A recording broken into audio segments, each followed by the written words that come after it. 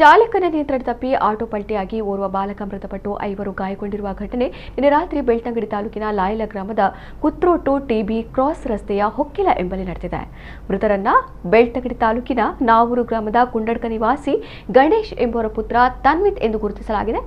ನಾವೂರಿನ ಶಶಿ ಎಂಬುವರ ಆಟೋ ಪಲ್ಟಿಯಾದ ರಭಸಕ್ಕೆ ಗಾಯಗೊಂಡಿದ್ದ ತನ್ವಿತ್ನನ್ನ ಖಾಸಗಿ ಆಸ್ಪತ್ರೆಗೆ ಸಾಗಿಸುವ ವೇಳೆ ಆತ ಮೃತಪಟ್ಟಿದ್ದಾನೆ ಎಂದು ತಿಳಿದುಬಂದಿದೆ.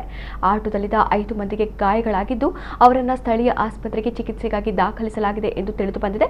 ಬೆಳ್ತಂಗಡಿ ಸಂಚಾರಿ ಪೊಲೀಸರು ಪರಿಶೀಲನೆ ನಡೆಸ್ತಾ ಇದ್ದಾರೆ.